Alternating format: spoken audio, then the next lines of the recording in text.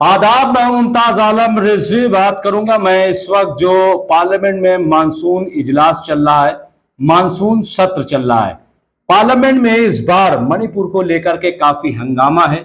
उसकी वजह यह है कि जिस तरीके से मणिपुर में पिछले 2.5-3 महीने से एक फसाद हो रहा है, बल्कि जंग का आलम है। लेकिन अफसोसनाक बात यह है कि जिस तरीके का एक्शन केंद्र सरकार से होना चाहिए था, मरकजी सरकार से होना चाहिए था, वो नहीं हुआ। बल्कि प्रधानमंत्री वजीर आजम नरेंद्र मोदी को जिस अंदाज से और जिस तेज रफ्तारी से इस पूरे मामले में बोलना चाहिए था, वो भी नहीं बोले। पूरी तरीके से खामोशी रही। सुप्रीम कोर्ट को आखिर में यह कहना पड़ा कि अगर आप फौरी तौर पर कार्रवाई नहीं करते हैं तो फिर हमें मजबूरन बोलना पड़ेगा। और यही वजह है कि जब पार्लियामेंट का मानसून सत्र शुरू होने जा रहा था, तो उससे पहले जो एक रवायत होती है, एक फॉर्मेलिटी होती है, वो प्रधानमंत्री ने फॉर्मेलिटी पूरी की। प्रधानमंत्री ने बयान जारी किया। बयान जारी करते हुए उन्होंने सिर्फ ये कहा कि जो कुछ हुआ है वो बहुत शर्मनाक है।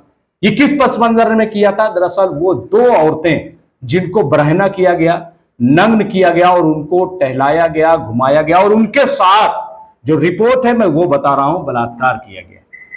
तो ये इतना संगीन मामला था। अब जब ये पार्लियामेंट का सेशन शुरू होता है तो इसमें अपोजिशन जो अब पहले के मुकाबले ज्यादा संगठित है, नाम इंडिया रखा गया है। अब इसने मोदी सरकार को घेरा है। घेरने के बाद पहले दिन से ये मांग की जा रही है कि आखिर आप मणिपुर के मसले पर बात क्यों नहीं कर रहे। अब जब मणिपुर की बात होती है तो राजस्थान का मामला उठा दिया जाता है, कर्नाटक का मामला उठा दिया जाता है, यानी पूरा नाटक किया जाता है। नाटक यह किया जाता है कि सरकार को जवाब देना न पड़े। अपोजिशन अगर प्रोटेस्ट करता है, संसद के बाहर धरना प्रदर्शन करता है, तो जवाब में जो सरकार में है बीजेपी, वो राजस्थान के मसले को लेकर के सड़क पे आ जाती है। अब सवाल यह है कि जिस हुकूमत की, जिस पार्टी की संसद चलाने की जिम्मेदारी है, अगर वही सड़क पर आएगी तो संसद चलेगी कैसे? यह कहने से काम नहीं चलेगा कि अपोजिशन संसद को नहीं चलने देगा। अपोजिशन का काम है कि वो जहां कमी है सरकार में उसको बताए, और सरकार की जिम्मेदारी यह है कि अपोजिशन को नजरअंदाज न करे, बल्कि सरकार अपोजिशन के बारे में या अपोजिशन की जो बातें हैं उसको सुने और उस पर हत्तल इम्कान कोशिश करे कि कैसे इसको इंप्लीमेंट किया जाए। मणिपुर पे चर्चा क्यों नहीं हो रही? वजह क्या? अब आप देख लीजिए, जो मेरे पास रिपोर्ट है, रिपोर्ट यह है कि जो Indian national developmental inclusive alliance है, उसकी तरफ से आप देखिए कि एक नोटिस दिया जाता है। नोटिस में यह कहा जाता है कि आप जो है खुसूसी चर्चा कराएं। ये मैं आपको बता रहा हूं कि सोमवार को संसद में मणिपुर मामले में काफी बवाल देखने को मिला, जहां मौजूदा सत्र के लिए आम आदमी पार्टी के सांसद संजय सिंह को निलंबित कर दिया गया। वहीं तृणमूल के सांसद ड्रेक ओब्रायन और सभापति जगदीप धनखड़ के बीच तीखी नोकझोंक हुई। विपक्ष यानी अपोजिशन प्रधानमंत्री से सदन में, ऐवान में मणिपुर पर बयान देने की मांग कर रहा है। अब आप बताइए कि एक तरफ तो प्रधानमंत्री कह रहे हैं कि देश जो है वो बड़े मजबूत हाथों में, दूसरी तरफ पिछले 2.5-3 महीने से मणिपुर जल रहा है। और चौथी बात जो इंपॉर्टेंट ये है कि एक जिम्मेदार जो देश का सरबराह है, जो अमेरिका दौरा करता है, कभी यूएई दौरा करता है, जाकर के वहां बयान देता है, बड़ी बड़ी बातें करता है, लेकिन अपनी संसद वहां आकर के बयान क्यों नहीं दे रहा है? सवाल ये, क्या प्रधानमंत्री को इतने बड़े इशू पर आकर के बात नहीं करनी चाहिए? आप मन की बात करते हैं, आप अब तक 100 से ज्यादा एपिसोड कर चुके, तो ये पर्दादारी क्यों? आप पर्दे में बैठकर बात करेंगे, लेकिन जहां बात करने की जिम्मेदारी आपकी वहां आप बात नहीं करेंगे। संसद के आप मुखिया हैं, देश के आप मुखिया हैं। इतना बड़ा हादसा है, पूरा विपक्ष इस बात की डिमांड कर रहा है कि आप आए, जवाब दे, बोले कि ऐसा क्यों हो रहा है। और आप कह रहे हैं कि अपोजिशन सियासत कर रहा है। सियासत कौन कर रहा है? ये कौन जवाब देगा? तो ये, और फिर आप संजय सिंह को बाहर कर दें या आप किसी और को बाहर कर दें, उससे जिम्मेदारियां कम नहीं होती। तो जवाब तो आपको देना पड़ेगा, आप जवाबदेही से बच नहीं सकते। और जवाब क्यों नहीं दे रहे हैं? सवाल यह है कि आपकी सरकार है, मणिपुर में भी आपकी सरकार है, हर जगह आप डबल इंजन, ट्रिपल इंजन और न जाने कौन कौन सी इंजन की बात कर रहे हैं, लेकिन इंजन आपका काम ही नहीं कर रहा है। बोगियां अलग है, इंजन अलग है, ऐसे देश कैसे चलेगा? आप एक तरफ तो कहते हैं यूसीसी लाएंगे, यूनिफॉर्म सिविल कोड लाएंगे, आप सबको बराबर का हक देना चाहते हैं, लेकिन सवाल यह है कि आप मणिपुर को नहीं संभाल पा रहे हैं।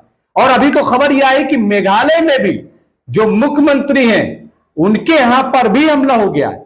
अब आप देखिए कि अभी कहां मणिपुर जल रहा है, अभी मेघालय से भी खबर आ रही है, कल के दूसरे स्टेट से आएगी। सवाल यह है कि आप कह रहे हैं कि मजबूत हाथों में सरकार है, देश है, मैं इसको नहीं मानता। और इसीलिए ये जो अपोजिशन है उसकी जो जिम्मेदारी है वो कर रहा है। अभी जो अपोजिशन से खबर आ रही है वो ये कि इंडिया फॉर मणिपुर की तख्तियां लेकर के लोग जो है वो विरोध प्रदर्शन कर रहे हैं और पूरी रात वहां पे बैठे रहे। ये मीडिया रिपोर्ट के अनुसार पार्टियों ने अपने नेताओं के बारी बारी से धरनास्थल पर रहने का पूरा खाका तैयार किया है। यह तय किया गया है कि कौन कौन नेता अलग अलग समय पर धरने में शामिल रहेंगे। एक नेता का कहना यह है कि विपक्षी यानी अपोजिशन की जो पार्टियां हैं पूरी एकजुटता के साथ यानी मुत्तहिदा तौर पर वहां पे बैठेंगी। यह संजय सिंह के निलंबन के खिलाफ है, यानी संजय सिंह को जो निकाला गया। साथ ही इस मांग को लेकर के भी प्रदर्शन किया जा रहा है। प्रधानमंत्री मोदी मणिपुर के विषय पर संसद में आकर के बयान दें। दूसरी जानिब खबर यह है कि संजय सिंह ने मंगलवार को प्रदर्शन में भाग लिया था। उन्होंने इस दौरान पत्रकारों से बात करते हुए कहा कि प्रधानमंत्री मणिपुर जैसे संवेदनशील मुद्दे पर चुप क्यों हैं? हम उनसे केवल संसद में आकर इस मुद्दे पर बोलने की मांग कर रहे हैं। उन्होंने आगे कहा कि मैं राज्यसभा के सभापति जगदीप धनखड़ पर मुझे निलंबन करने के लिए कोई टिप्पणी नहीं करूंगा, क्योंकि वो राजनीति से जुड़े व्यक्ति नहीं है, वो उपराष्ट्रपति हैं। संसद में मणिपुर का मुद्दा उठाना हमारी जिम्मेदारी है। वहीं आप सांसद राघव चड्ढा ने कहा कि विपक्षी दलों की एक ही मांग है कि मणिपुर पर चर्चा कराई जाए। उन्होंने कहा कि दुखद बात यह है कि इस मुद्दे पर अंतरराष्ट्रीय सतह पर चर्चा हो रही, लेकिन भारत में नहीं।